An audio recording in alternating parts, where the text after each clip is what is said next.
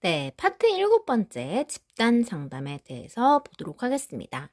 첫 번째 문제입니다. 개인 상담과 비교하여 집단 직업 상담이 가지는 장점 5가지 혹은 6가지를 쓰시오라는 문제가 나오는데 24년 2회차에 출제가 되었고 23년 1회차에서 나왔다.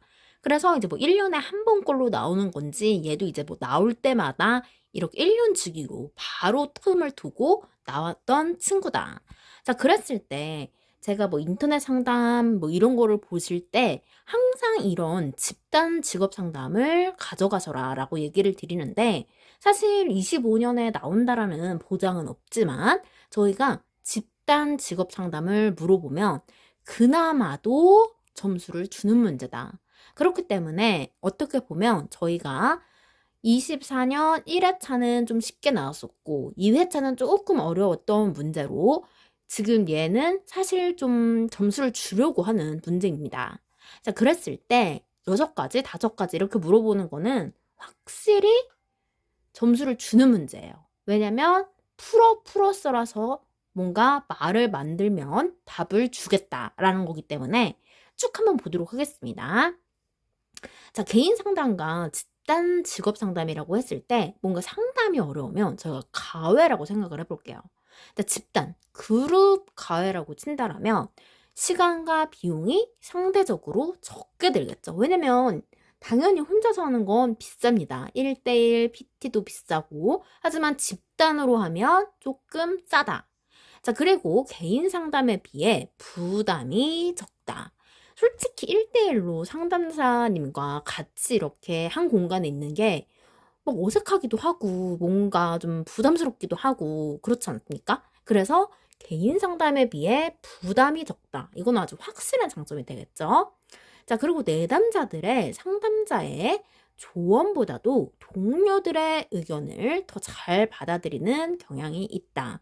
저는 사실 이것 때문에 조금 뭔가 스트레스 받는 유형 중에 한 명입니다. 그래서 이제 상담자의 뭔가 조언이 뭐 당연히 전문가니까 이렇게 말이 있지만 동료들이 막 이러쿵저러쿵 하는 게 저는 너무 머리가 아프더라고요. 그래서 상담자의 조언보다 동료들이 아무래도 이제 또 같은 거를 이제 고민을 가지고 있고 하다 보니까 동료들의 의견과 정보를 더 잘 받아들이는 경향이 있다는 거.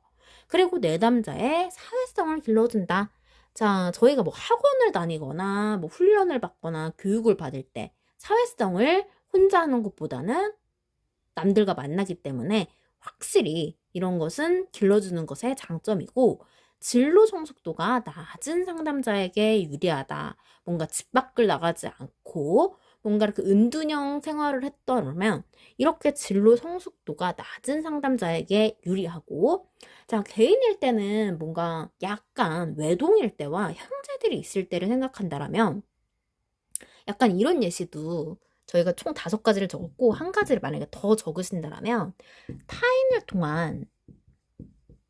타인을 통해 관찰과 모방이 가능하죠. 관찰과 모방. 그래서 학습을 할 수 있다라는 거. 학습을 효과가 있다라는 거를 이렇게 강대리 변별 갑자기 생각나면서 대리 학습을 할 수 있다라는 것도 장점이 되겠죠. 자, 그래서 저희가 집단 직업 상담 일단 이렇게 보았고 뭐 여러분들께서 이게 6가지이기 때문에 좀 가짓수가 부담스러운 건 사실이지만 내용적으로는 개인 PT라고 생각하시거나 아니면 개인 가외 자녀를 두신 어머님들이라면 외동이나 형제나 이렇게 생각을 하셔서 여러 가지로 말을 만들어 보시면 하나씩 쓸 수 있으시다라는 거 이제 생각을 해두시고 저희는 2번째 문제 보도록 하겠습니다. 네, 2번째 문제 보도록 하겠습니다.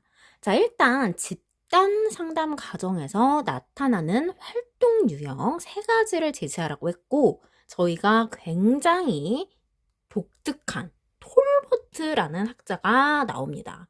자, 그런데 이 톨버트가 누군지 모르고 사실 집단 상담 과정 나타내는 활동 유형은 뭘 물어보는지는 모르겠으나 저희가 자상계지그다라고 해서 필기 때 뭔가 외웠던 기억은 난다. 이게 너무 웃기지 않습니까? 자, 마치 브래드 필드가 생각나는 정제동처럼 어디서 이 앞머리는 굉장히 필기 때부터 세뇌가 되어 왔다.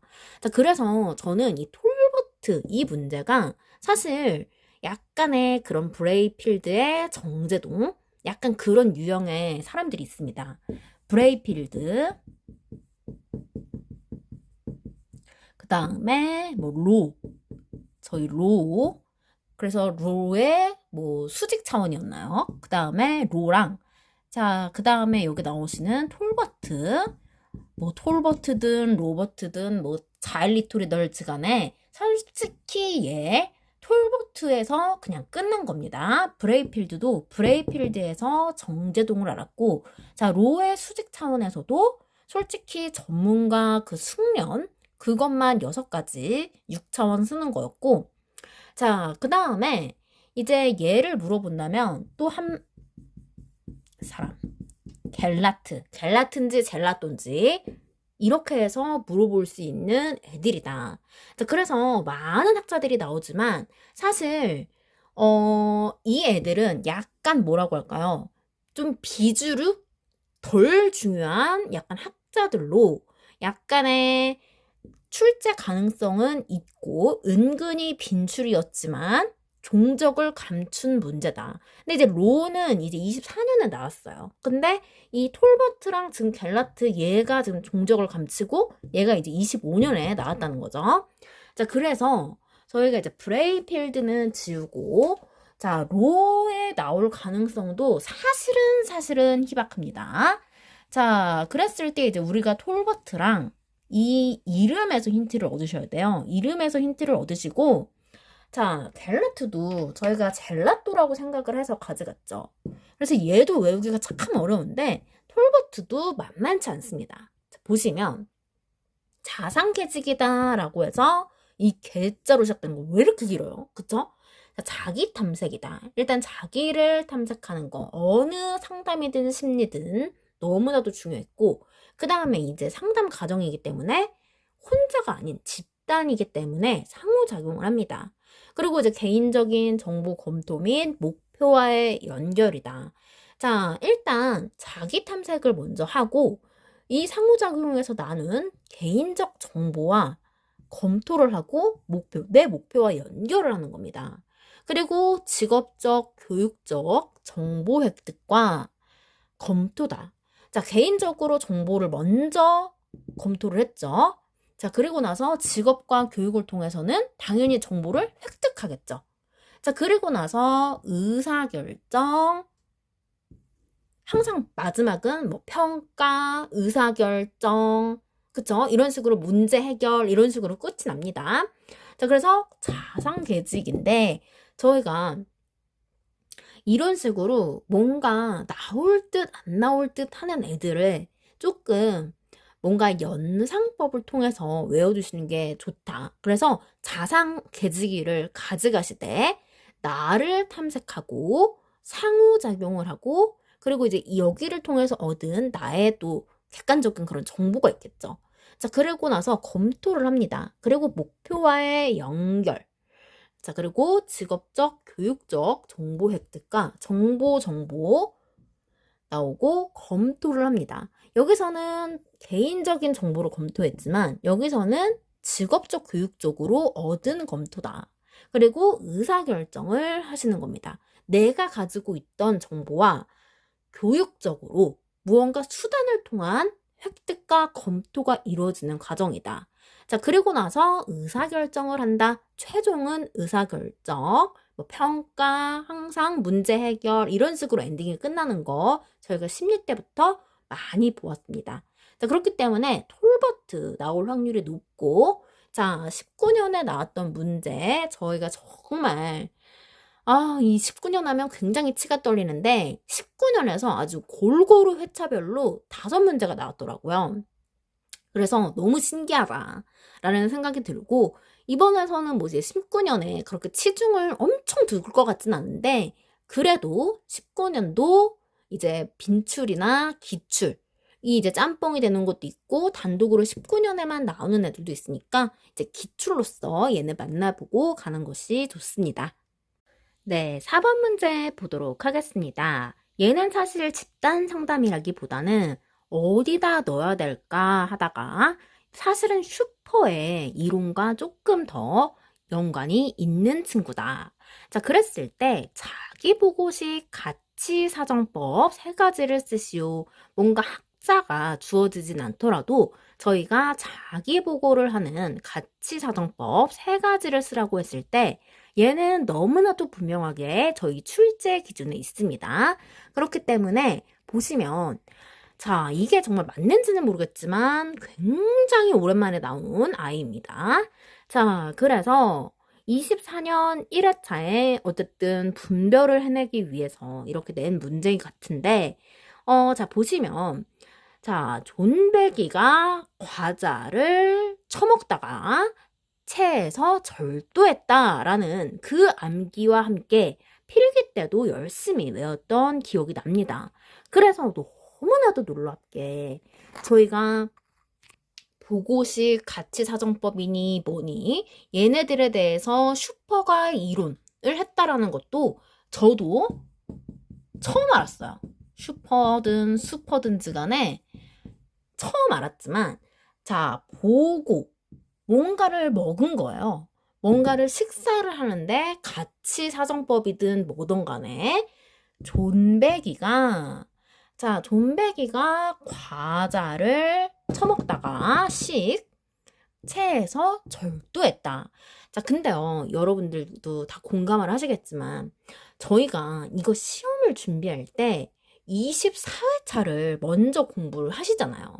그래서 저희가 뭐 1회, 2회, 3회 이렇게 공부를 한다고 쳤을 때 24회에 3회차가 가장 그나마 이제 가장 신출이라면 신출이고 가장 최근의 동향이라면 동향인데 자, 24년은 나름대로의 가장 최근이란 말이죠. 자, 그런데 24년 1회이면 나름대로 최신입니다. 자, 그런데도 불구하고 얘는 정말 입에 안 붙는다. 그래서 가치를 사정하는 거기 때문에 특히나 자신을 보고하는 가치사정법입니다.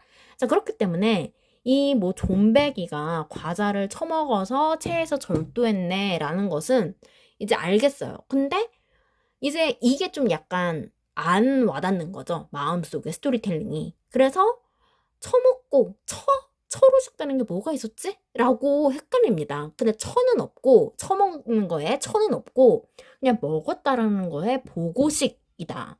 자, 그래서 자, 너는 누굴 존경하니? 라고 물어봤을 때 나를 보고하는 거니까 특히나 가치관에 대해서도 물어볼 수가 있는 거죠. 뭐 예를 들어서 정말 유명한 역사의 위인들, 뭐 이순신 장군을 뭐 존경한다라고 했을 때 존경하는 사람, 기술하기 이거까지는 이해가 가죠. 자, 그리고 저희가 뭐 백일장이니 뭐 백일몽이니 뭐 이렇게 해가지고 이제 꿈을 꾸는데 뭔가 좀 의미 있는 꿈을 꾸는 거죠. 그래서 백일몽 말하기. 그리고 과거의 선택 회상하기. 뭔가 내가 이렇게 선택했을 때 나는 너무 좋았던 기억을 회상을 하는 겁니다. 뭐 과거에 뭐 암흑 같은 그런 기억도 나의 그런 가치관 변화에 긍정적으로 이제 이야기를 할 수 있지만 과거의 선택을 회상하고 그다음에 더 특이한 거, 더 기억이 안 나는 거, 자유시간과 금전 사용하기. 그래서 저는 이 얘기를 드릴 때마다 이상민님을 자꾸 이야기합니다.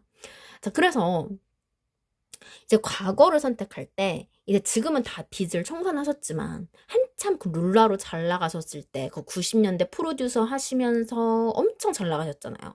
자, 그래서 이제 뭔가 자유시간, 시간과 금전 사용하는 거 진짜 이제 돈을 너무 많이 버시니까 막 다른 가수 양성도 하시고 하셨죠. 자, 그래가지고 이제 다 탕진하시고 정말 옛날 꿈처럼 이야기하시는 그런 우리 존경하는 이제 이상민님을 이제 생각을 하시고 자, 그리고 체크 목록은 저희가 이제 자기 보고를 같이 성공하는 사람들을 보면 항상 그 타임라인이 있어요. 그렇기 때문에 내가 오늘은 무엇을 해야겠다. 꼭 자기의 그런 자서전까지는 아니지만 일기나 다이어리를 통해서 내가 오늘 무엇을 할 것이다. 체크 목록에 가치 순위를 정한다. 그리고 절정 경험, 정말 짜릿했던 내 전성기를 경험을 조사하는 거다 라고 해서 여러분들이 존배기가 과자를 처먹고 체해서 절도했다라는 것까지는 아시겠지만 문제는 항상 이야기하듯이 얘의 뒷말입니다. 자, 슈퍼 정말 빠지지 않고 나오죠?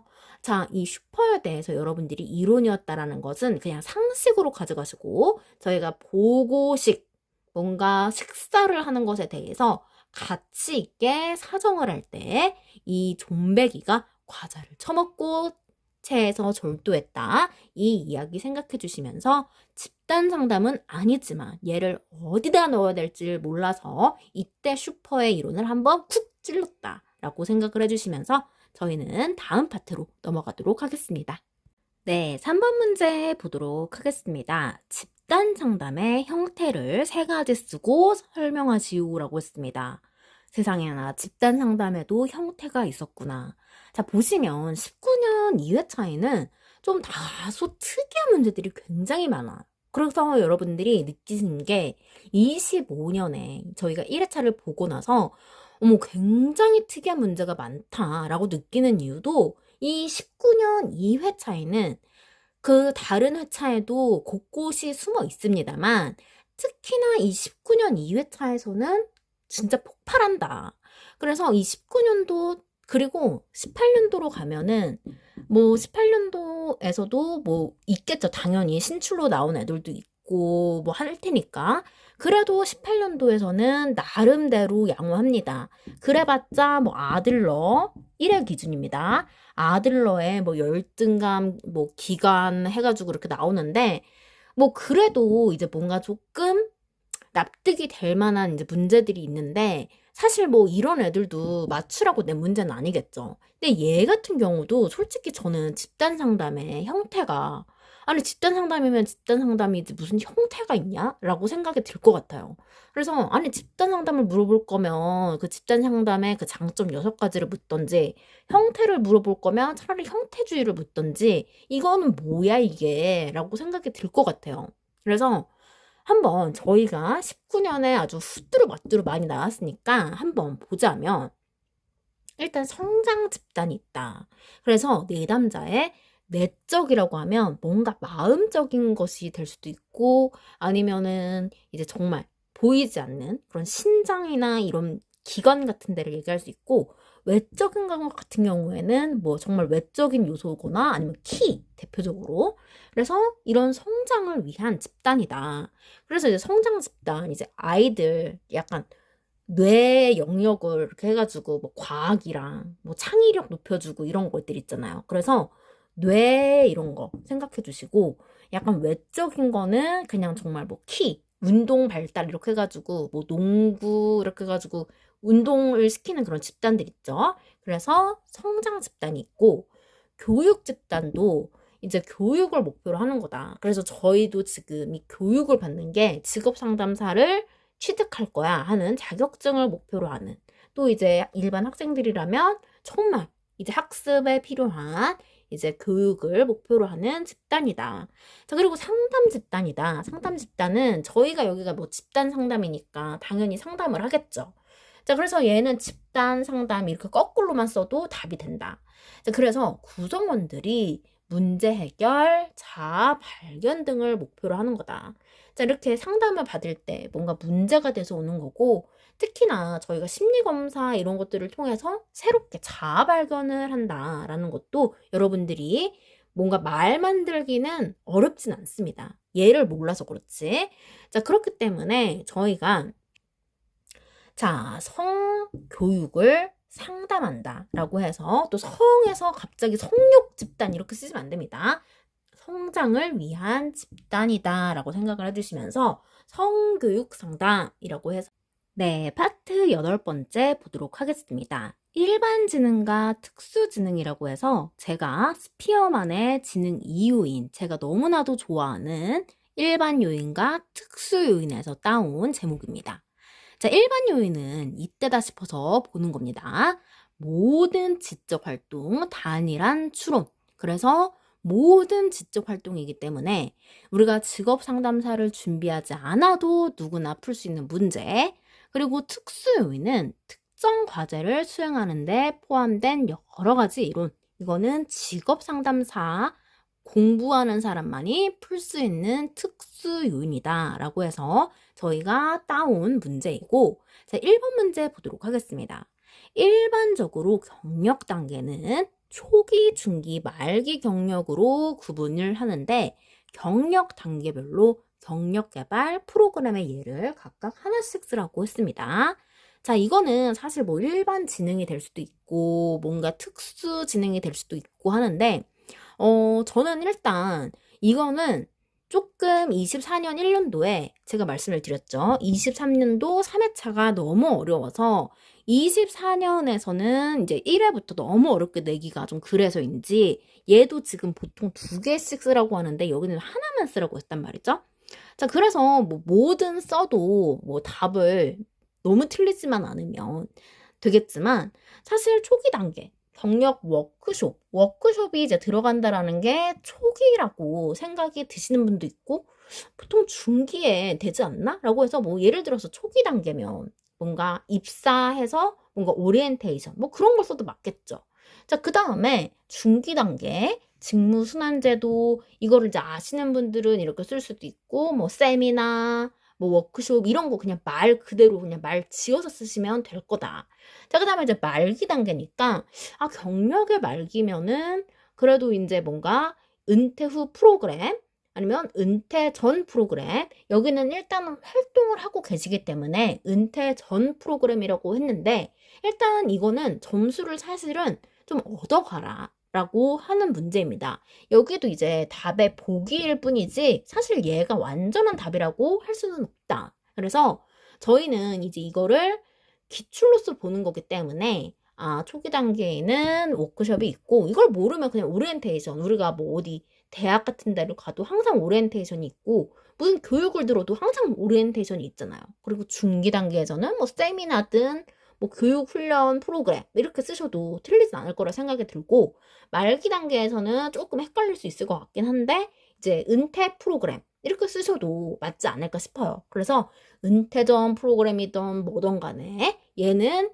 부단히 점수를 주려고 일반 요인 같으면서도 특수 요인 같으면서도 점수를 주려고 한 문제다. 그래서 얘는 사실 일반 요인에 굉장히 가까운 친구였다라는 것을 알고 가시면 되겠습니다. 네, 이어서 두 번째 문제 보도록 하겠습니다. 발달적 직업 상담에서 직업 상담사가 사용할 수 있는 기법 중 진로 자서전과 의사결정 일기를 각각 설명하시오라고 했습니다. 자, 이 문제 24년 3회차에 나온 문제로, 자, 여러분들 제가 말씀을 드렸습니다. 24년에는 2회차가 굉장히 어려웠습니다. 자, 한 회당 굉장히 이렇게 어려운 차씨들이 있어요.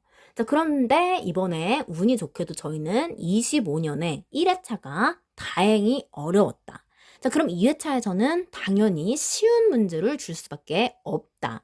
자, 2회차 문제를 쭉 보시면 갑자기 그 윌리엄슨이 무부러움을 물어볼 줄 알았지만 갑자기 윌리엄슨의 심리검사 해석을 하는 상담 기법 설설충이다 라고 해서 설명, 설득, 직접 충고 이런 난해한 문제가 나왔다.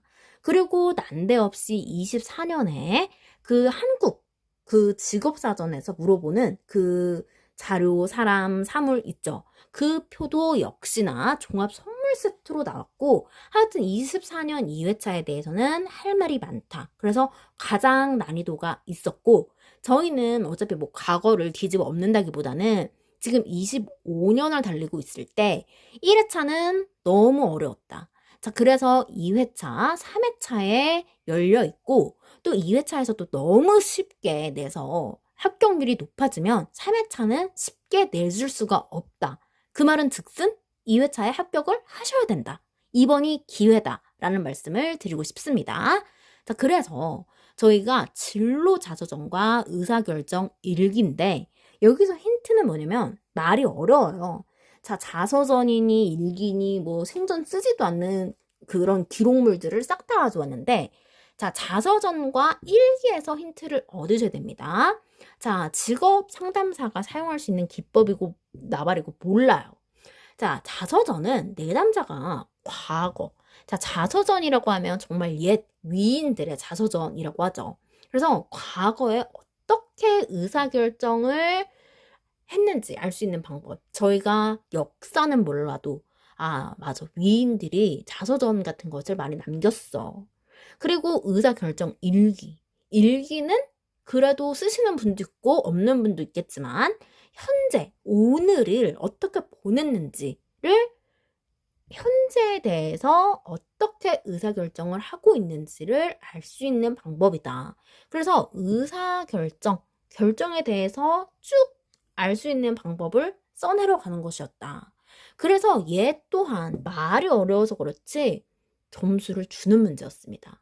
그래서 용어가 어렵지만 일반 요인에 가까운 애였다라고 생각을 하시면서 자, 여러분들께서는 지금 일반 요인에 관련된 문제들을 속속들이 보고 계십니다. 자, 그래서 저희가 2회차는 반드시 합격할 수 있다라는 그런 기운을 모으면서 다음 문제 가도록 하겠습니다. 네, 세 번째 문제 보도록 하겠습니다.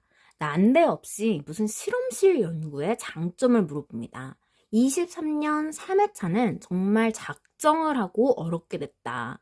그래서 굉장히 이제 문제가 좀 뭐랄까 자질구레하다라고 할까요? 그래서 이 한 문항당 뭔가 질문 조금조그만한 애들이 너무나 많았다. 문제 속의 문제. 그래서 조금 문항을 읽는데 약간 질리게 만드는 회차였다라고 느끼고 자, 실험실 연구의 장점 세 가지를 쓰시오라고 했을 때 뭔가 이 문제를 23년도에 만나신 분들은 좀 약간의 난해함과 뭐지? 라는 이런 의아함이 있었을 거라고 생각이 듭니다. 그래서 저희는 일단 기출로서 만나는 것에 대해서 너무나도 감사하고 자, 실험실 연구라고 하면 저는 그냥 일단 저희가 실험실이기 때문에 실험실 G라고 생각을 하겠습니다. 실험실 G. 자, 그랬을 때 저희가 실험실에서 연구를 했을 때는 뭔가 특정 변이인 이 변인 요소를 저희는 실험실 G라고 보는 겁니다. 조작 및 통제가 가능하다. 뭔가 케이지 안에 이렇게 넣고 관리를 하겠죠. 그래서 조작 및 통제가 가능하다. 자, 변인들 간의 인과관계가 용이하다. 자, 변인들 저희가 실험실 안에 G라고 했습니다. 자, 그런데 이제 실험을 하려고 하는데 G가 좀 잔인하지만 G가 죽어 있는 거예요. 자, 그랬을 때 이 G가 왜 죽었을까를 CCTV를 돌려보면 알 수가 있다. 뭐 예를 들어서 먹이를 잘못 먹어서 죽었는지 아니면은 뭔가 이런 조작과 통제 과정에서 쥐가 사라졌다거나 했을 때 그 요인들을 정확하게 볼 수 있는 거죠. 그래서 뭐 요인이 잘못돼서 그런 관계성을 추론할 수가 있다. 자, 그런데 만약에 실험실이 아니라 어디 야외 그냥 이렇게 천막 같은 데다가 이렇게 쳐놓고 여기다가 이제 쥐를 보관을 했던 거죠. 케이지 안에. 자, 그런데 이제 야외에서는 뭐 CCTV가 잘 돼 있는 곳도 있고 열악한 곳도 있겠지만 만약에 쥐가 죽어 있었어요. 자, 그러면 쥐가 죽어 있을 때 뭔가 실험실에서부터 데려왔을 때 잘못된 건지 아니면은 고양이한테 먹혀서 잘못된 건지 뭔가 알 수가 없다는 거죠. 이 CCTV가 없다라는 존재 하에서. 자, 그 다음에 3번 동일한 실험을 다양한 조건에서 실시해서 보다 정확한 결과를 얻을 수 있다. 저희가 생체 실험을 할 때 보통 실험용 쥐로 많이 하잖아요. 자, 그랬을 때 뭔가 인체에 무해한지 어쩐지를 여러 번 다양한 조건에서 실시를 한단 말이죠. 자, 그렇기 때문에 정확한 결과를 얻을 수 있다. 그래서 뭐 온도적인 부분, 환경적인 부분이나 이런 먹이나 이런 부분이나 이런 심지어 사용하는 그런 도구, 특정 그 용액이나 뭐 이제 이런 것들까지 다 이제 관리가 된다라는 거죠. 그런데 막 태양볕이 찌는 이런 바깥에서 했을 때는 온도가 오늘은 28도, 내일은 32도, 그리고 비가 왔다가 난리 부르스를 칩니다. 자, 그랬을 때 굉장히 다양한 요소들이 바뀌기 때문에 조작 및 통제가 어렵죠. 자, 그렇기 때문에 저는 실험실 연구, 이 이야기가 나왔을 때 도관의 든치라고 뭔가 쥐가 계속 생각이 났고, 이 문제 23년 3회차로 모르겠어요. 뭔가 이거는 특수지능이라고 하기도 애매하고 일반 지능이라고 하기도 애매하고 이런 애매모호한 애들이 나오고 있다. 자, 그래서 이제 때를 거슬러서 저희가 이 스피어만에 대해서 지금 이 아이디어를 창작해 온 거잖아요. 22년 1회차에서 이 스피어만의 이요인, 즉 일반 지능과 특수 지능이 나온다. 자, 그랬을 때 이 일반 지능과 특수 지능은 답은 굉장히 심플하지만 이 실험실이라는 것도 우리가 실험실을 뭐 초등학생 때 한 번쯤 가본 경험 있고 뭐 비커하고 그 뭐죠? 그 비커랑 그 스포이드? 맞아요. 스포이드를 한 번쯤은 만져본 경험은 있지만 이거를 어떻게 쓰냐 이 말이죠. 저희가 뭐 과학자도 아니고 뜬금없이 탐구형 생각나네요. 갑자기. 그래서 22년 1회차 때 요거를 뜬금없이 물어보는 회차였다. 그래서 요런 문제 각 회당 하나씩은 나오는 것 같습니다. 그래서 이번에도 뭐 개념 준거와 뭐 실제 준거 25년 1회차에 나왔던 것처럼 이런 가쁜 이상한 거를 물어보는 문제들이 나온다. 그래서 우리가 일반 지능으로 다가가야 되는데 마치 문제는 너무 특수 지능처럼 묘하기 때문에 난해하다라고 생각이 듭니다. 자, 그러면 저희가 또 다른 유형으로 만나보도록 하겠습니다. 네, 네 번째 문제 보도록 하겠습니다. 인터넷을 이용한 사이버 상담의 필요성 6가지를 쓰시오라고 했습니다. 자, 일단 인터넷 세대이기 때문에 저희가 쉽게 이 문제를 가져가실 수 있다. 자, 시간, 공간의 제약을 극복할 수 있다. 정말 최고의 장점이고요. 자, 접근성이 용이하다. 요즘 스마트폰으로도 인터넷 접속이 되기 때문에 어디서든지 접근성이 가능합니다. 서면으로 상담 내역을 남길 수 있어 활용도가 높다. 예를 들어서 뭐 카톡이나 메신저를 통해서 이렇게 내역이 남기 때문에 확인을 하거나 활용도가 높다라는 거 가져가실 수 있습니다. 자, 그리고 익명성이 보장되기 때문에 문제가 되기도 하지만 익명성이 보장되어 망설임을 감소시킨다. 뭔가 주저하는 사람들을 위해서 이렇게 쓴다라는 것은 큰 장점이죠. 자, 그리고 컴퓨터 세대인 청소년에게 적합하다. 청소년도 무조건 고민이 있을 때, 자, 사이버 상담 직접적으로 가는 건 너무 부담스러워서 컴퓨터 세대인 청소년에게 인터넷 사이버 상담은 필요하다. 자, 그리고 내담자 주도에 의한 자기 성찰이 향상된다. 자, 인터넷을 사용해서 상담자가 먼저 말을 걸지 않습니다.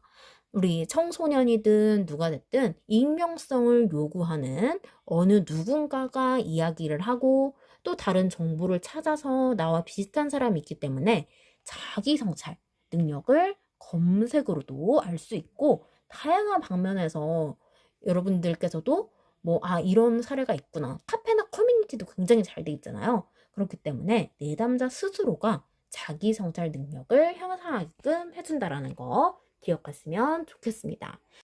네, 파트 9번째 시작하도록 하겠습니다.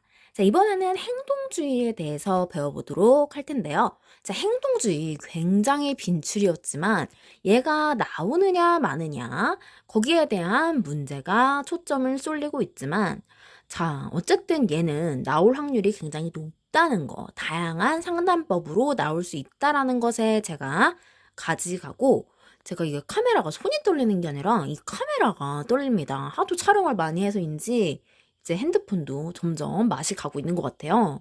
자, 그래서 혹시나 수전증이라고 생각하실까봐 이제 좀 괜찮아졌죠? 자, 행동주의 상담의 치료 기법 중 적응 행동 증진 기법에 대해서 3가지를 쓰라고 했습니다. 자, 이 문제 뒤에 저희가 학습 촉진 기법과 불안 감소 기법에 대한 내용이 나온다. 자, 그랬을 때 얘의 적응 행동 증진 기법이다라는 것은 여러분들께서 얘는 어쨌든 행동을 적응시키기 위한 거니까 학습에 관한 이야기구나. 학습 촉진에 관련된 이야기구나. 라는 것을 생각을 해주신다. 자, 그랬을 때 강대리 변별이다 라고 해서 저희는 이미 이미 필기 때부터 이제 세뇌가 되어 있었다. 자, 그래서 이제 필기에서 만나신 분들이 있는지 없는지는 모르겠지만 저는 필기에서는 만나지는 않았다. 자, 그랬을 때 내담자의 행동에 긍정적, 부정적 반응을 보임으로써 내담자의 바람직한 행동을 강화시킨다라고 했습니다. 자, 그렇기 때문에 저는 이 이야기를 할 때마다 금쪽 상담소의 오은영 선생님을 생각을 합니다.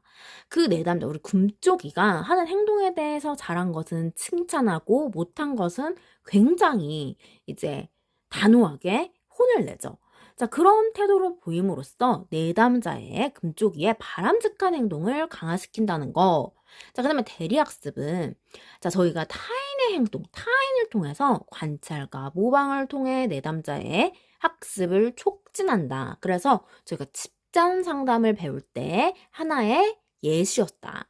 자, 변별 상담은 자, 변별 학습은 저희가 검사 도구를 이용한다라는 거. 그래서 자신의 직업 결정 능력 등을 자, 뭐 이 이야기는 굳이 써도 그만 안 써도 그만이지만 어쨌든 그런 검사 도구를 통해서 타인과 변별하고 비교하도록 하는 것이라고 쓰셔도 된다라고 해서 저희가 학습 촉진 기법, 적응 행동 증진 기법이 같은 말이다라는 것을 아시고 강대리 변별이다. 그래서 강대리님 차별하지 마세요 라고 했던 그런 말들 기억을 해주시면서 저희 이제 불안 감소 기법 보도록 하겠습니다. 네, 두 번째 문제 보도록 하겠습니다. 체계적 둔감화는 불안의 한 요소이다. 그래서 불안 감소 기법에 이제 체계적 둔감화라는 것이 있는데, 자, 이것에 대한 절차를 설명하시오라고 하면, 자, 일단 체계적 둔감화는 불안을 감소시키는 불안 감소 기법의 대표적인 효과 기법이다라고 생각을 해주시고, 저희가 1단계를 보시면, 자, 근육을 이완시킨다. 자, 일단 근육을 이완시켜서 몸의 긴장을 풀도록 한다. 자, 그리고 2단계는 중요한 거, 불안 목록을 작성하는 게 아니라 불안의 위기 목록을 작성한다는 게 포인트입니다. 자, 불안을 일으키는 자극 중 가장 약한 것부터 시작하여 강하게 일으키는 것을 순서대로 작성한다입니다. 자, 그리고 이제 3단계가 있는데 3단계가 바로 이 체계적 둔감하다. 이 체계적 둔감법은 뭐냐면 여러분들이 이 종합 세트입니다. 자, 그래서 보시면 1단계 근육을 이완했죠. 자, 근육 이완 훈련을 하고 자, 불안 위계 목록을 작성합니다. 자, 그리고 나서 뭔가 이 불안을 이제 느끼는 장면에 대해서 이제 상상하도록 합니다. 자, 그래서 이 불안 위계 목록에 있는 것에 대해서 약한 것을 슬슬 시작을 해서 만약에 이제 약한 것부터 강한 것까지 이렇게 일으킬 때 뭔가 상상하도록 해서 그런 불안에 대해서 가장 약한 것은 제거를 하고 강하게 일으키는 것은 경감, 그러니까 마이너스 시켜주는 효과를 하는 것을 체계적 둔감하다. 그래서 3단계는 체계적 둔감법이라고 하는데 자, 체계적 둔감법인데 여러분들이 둔감법이다 라고 쓰시되 자, 둔감법인데 저희가 1단계, 2단계가 다 나온다. 그래서 근육 이완 훈련을 하고 몸의 긴장을 풀어준다라는 거, 그리고 불안 위계 목록을 작성해서 가장 약한 것에서부터 강하게 일으키는 것을 해서 자, 이 둔감법은 자, 얘네들을 약한 것을 이제 장면을 상상하도록 해서 위계 목록의 불안 요소들을 약한 거는 없애주고 강하게 일으키는 것은 점점 경감시켜주는 요소를 체계적 둔감법이라고 합니다. 자, 그래서 이 체계적 둔감화가 지금 24년 나름 최신의 문제였고 이때까지는 24년 막차를 탔기 때문에 얘가 나오는지 마는지를 알 수가 없어서 일단은 얘네들을 지금 가져는 가시되 25년 2회 3회에 나올 확률은 현저히 적다라고 말씀을 드리고 싶습니다. 그래서 일단은 얘네들이 뭐 24년에 나왔으니까 나올 확률도 적을 뿐더러 얘네들이 만약에 사라지지 않는다면 빠르면 26년, 27년이다. 자, 그런데 26년, 27년도 동향을 봐야 안다. 왜냐면 저희가 이미 지금 이 행동주의가 만약에 빠진다고 쳐도 지금 새롭게 개정된 내용들이 아직 모르는 문제들이 많은 겁니다. 그래서 까봐야 안다. 라는 거, 패를 까봐야 하는 겁니다. 어쨌든 저희가 이제 나오는 2회차에서는 이 행동주의가 나올 가능성은 낮다라고 보시면 된다. 왜냐? 일단 개정이 됐다라는 것과 너무나도 최근에 나왔다. 그래서 행동주의에 관련된 문제가 이제 종합 세트가 하나 있습니다.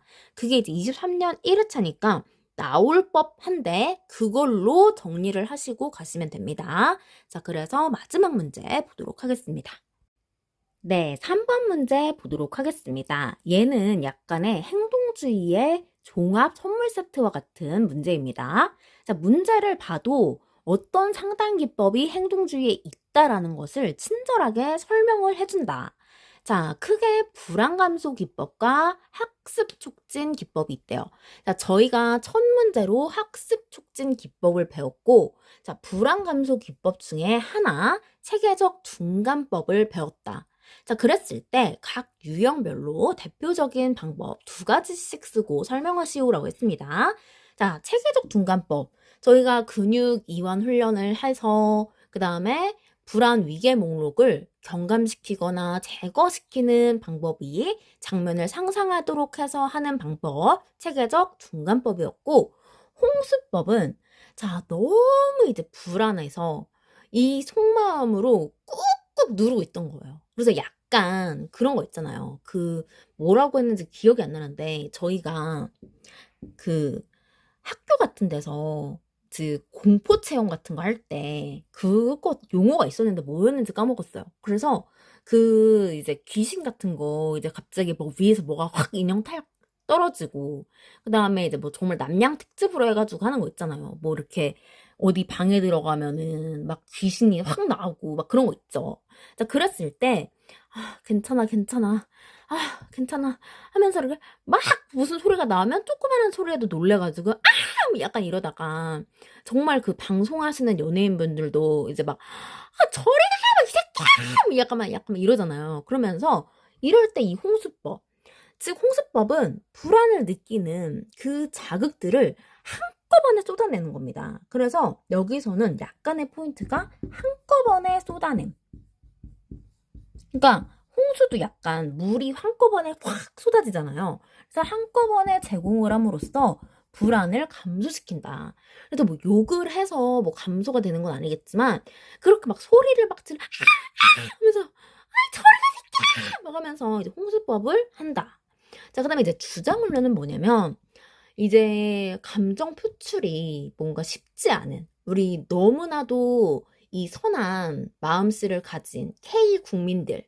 자, 그랬을 때 저희가 이제 뭐 미국 같은 경우에는 굉장히 막 자유자재로 막 정말 자기 의견을 막 피력하고 막 마음에 안 들면 총 쏘고 막 그러잖아요. 자, 그랬을 때 불안을 여기서 포인트 불안을 역제지한다. 여기서 역제지하는 게 포인트예요. 내 말을 뭔가 그만해 해도 계속 하는 거죠. 내 불안을 참지 않고 퍼뜨린다 라는 겁니다. 네, 그 다음으로 학습 촉진 기법 보도록 하겠습니다.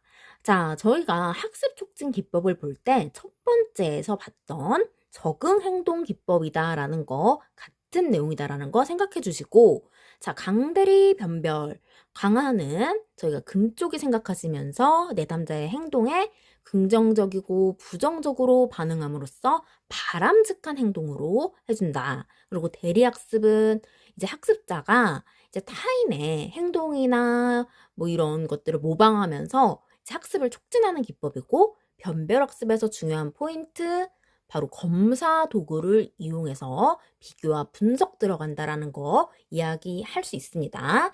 자, 그래서 저희가 이 학습 촉진 기법이 굉장히 이제 빈출이었다라면 빈출이었지만 사실 이제는 이제 얘가 이제 나온다라는 것보다도 25 25년, 저희가 25년 2회차에는 사실은 이제 저희가 얘네들을 구분해서 보시고는 가시되 나올 확률 적다. 왜냐면 굳이 얘를 물어본다라고 하기에도 25년에 저희가 2회차에서 점수를 많이 줄 거라고 했죠. 자, 이것도 물론 점수를 주는 문제라고 할 수도 있고 아닐 수도 있는데 기본적으로 이렇게 대표적인 방법 두 가지를 쓰라는 것도 아니고 쓰고 설명하시오죠. 자, 그랬을 때 굳이 얘를 내지는 않을 거다. 일단은 저희가 쓰시오라는 문제가 많이 나올 거고요. 2회차에서는. 그리고 쓰고 설명하더라도 일단은 행동주의랑 실존주의, 형태주의 얘네들은 조금 조심스러운 애들입니다. 그렇기 때문에 보고는 가시되 뭔가 이제 남 탓할 수가 없어요. 그때는 내가 이걸 왜 안 봤지? 약간 이럴 수 있습니다. 자, 그렇기 때문에 저희가 정제동 사태를 받고 이거는 정제동 사태와는 좀 달라요. 얘는 약간 시간 전망 검사지. 약간 이런 느낌이에요. 자, 그리고 제가 방금 그 공포체험 생각났어요. 담력 테스트 한다고 하죠. 맞아. 그래서 제가 초등학교 4학년 때 약간 걸스카우트 이런 거 하잖아요. 거기서 갑자기 그런 걸 해가지고 아주 그냥 텐트에서 또 운동장에서 텐트 치고 막 자는데 그때 생각하면 좀 돌아가고 싶지가 않아요. 그래서 빨리 불안 감소 기법, 학습 촉진 기법 여러분들은 뭘 선택하시겠습니까? 학습 촉진 기법에서 빨리 직업 상담사를 따는 게 낫겠죠? 네, 그래서 저희가 행동주의는 여기까지 마치고 실존주의와 형태주의 조금 나올 가능성이 낮은 친구들을 이제 정리를 좀 하면서 저희가 이거는 10일차까지 준비가 돼 있기 때문에 갈 길이 멉니다. 자, 그렇기 때문에 저희가 파트 10으로 바로 가도록 하겠습니다.